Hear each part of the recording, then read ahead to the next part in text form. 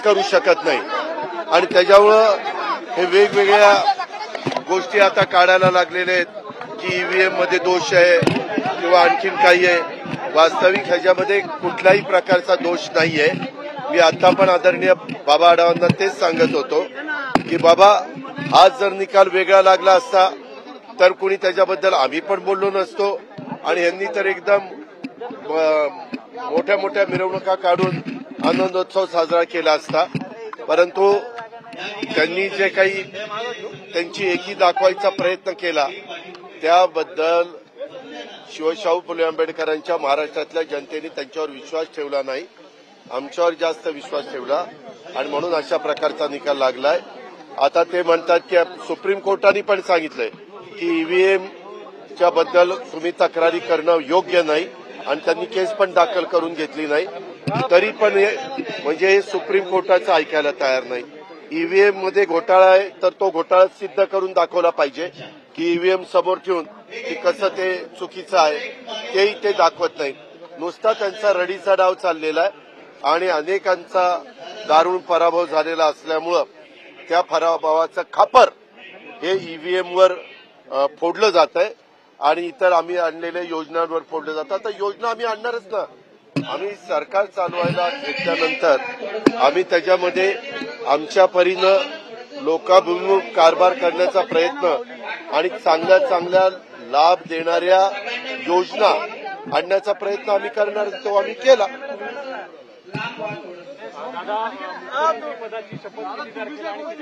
5 तारखेला अंदाजे 5 तारखेला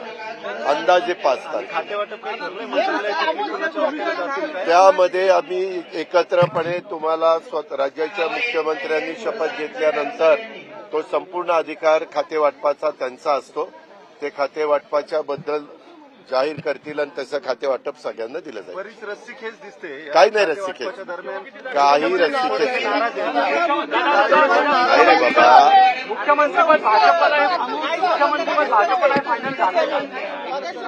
अरे बाबा त्याच्यामध्ये आपल्या एकनाथराव शिंदे साहेबांनी काय सांगितलं की जो निर्णय मोदी साहेब आणि अमित शाह साहेब घेतील तो मान्य। आम्ही तर सुरुवातीलाच त्या वक्तव्यामध्ये सांगितलं। आता नवीनच काय काढलं मुख्यमंत्री, आता 132 जागा त्यांच्या आहेत तर साहजिकच मुख्यमंत्री त्यांचाच होणार ना। शिंदे साहेब जरा नाराज आहेत, गावी जाऊन नाही राहतात। अरे नाही रे बाबा, उगीच काय त्याच्यामध्ये बरेच दिवस प्रचारामध्ये सगळेजण त्या अडकलेले होते आणि म्हणून 2 दिवसाच्या करता शनिवार रविवार थोडीशी सुट्टी आहे। सध्या काळजीभाऊ सरकारला इतकं काही काम नसतं त्याच्यामुळे ते तिकडे गेलेले।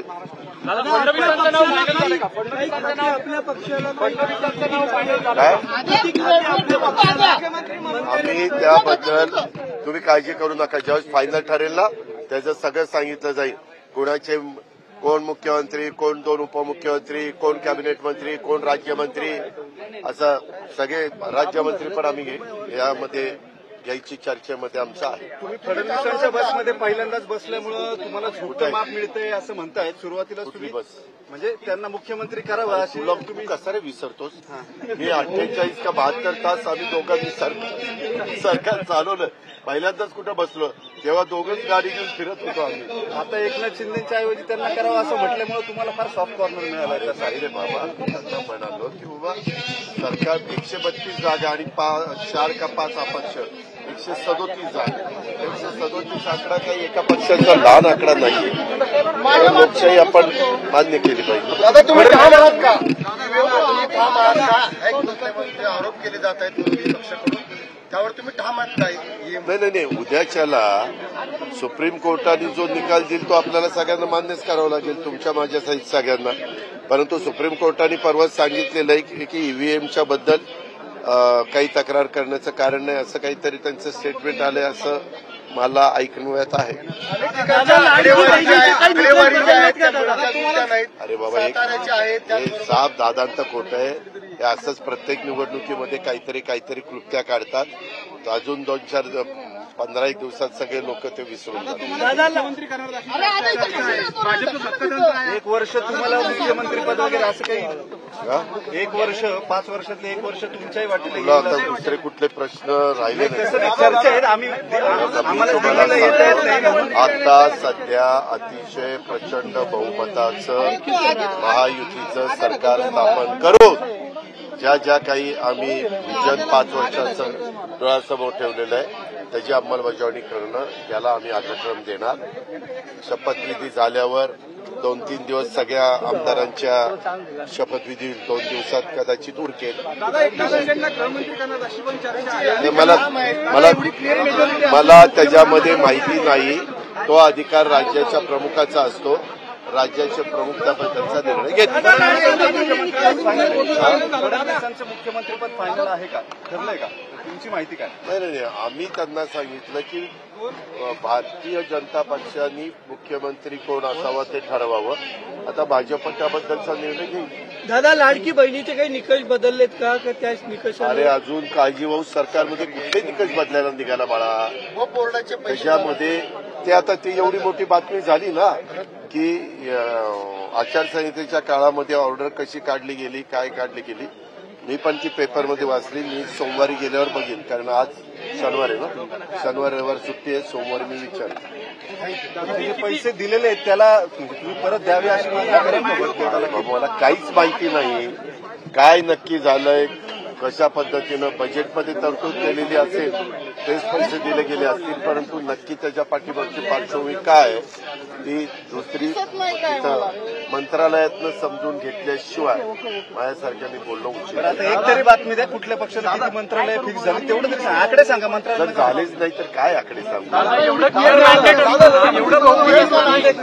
आमच्या महायुतीचं सरकार स्थापन करायचं एवढा निर्णय झाला. तो भाजपचा मुख्यमंत्री होईल तोही निर्णय झाला. राहिलेले 2 पक्षाचे 2 उपमुख्यमंत्री होतील हाही निर्णय झाला. एवढं क्लिअर मॅन्डेट असताना इतका उशीर का लागतो? 24 तारखेला एवढं क्लिअर मॅन्डेट असताना इतका उशीर का लागतो? 24 तारखेला 5 तारखेवर शपथ. नाही का? अरे 23ला तर झालंय. 23ला अजून 7 दिवस पण नाही झाले. मागच्या वेळेस सरकार स्थापन करायला किती काळ गेला एक आठव. 99ला तर 1 महिना गेला होता. कशाबद्दल जरा वेळेत येतील. हे अभिनंदन करायला काहीच हरकत नाही. मी केलेलं आहे अभिनंदन.